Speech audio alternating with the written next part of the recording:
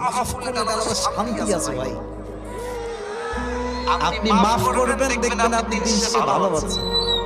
আর আপনি খালি ভাববেন যে আমি প্রতিশোধ দিব, ওরে আমি দেখে ছাড়বো, রিভেঞ্জ নিয়ে ছাড়বো, আপনি প্রতিশোধের আগুনে জ্বলে পড়ে ছারখার হয়ে যাবেন।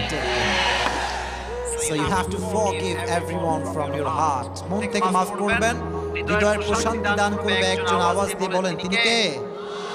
মাফ করা শিখো। যুবকদেরকে বলবো, তোমরাও মাফ করা শিখো। বেঈমানদেরকে তোমরা আল্লাহর জন্য ছেড়ে দাও, আল্লাহ দেখে নেবে ইনশাআল্লাহ। যারা প্রতারক, যারা বিশ্বাসঘাতক, যাদের কথা কাজে মিল নাই, এদের সাথে কোনো সম্পর্কের দরকার নাই। এদের জন্য আল্লাহ একাই যথেষ্ট। ঠিক না বলেন যুবকেরা?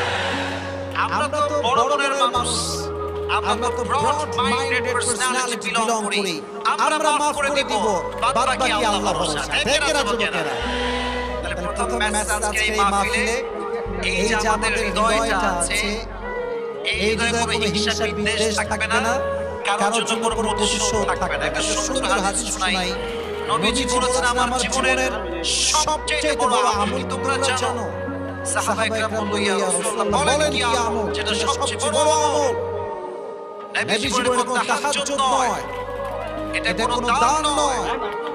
إن استطعت أن تصبح وتمسي وليس في قلبك غش لأحد فافعل ذلك وذلك من سنتي ومن رغب عن سنتي فليس مني।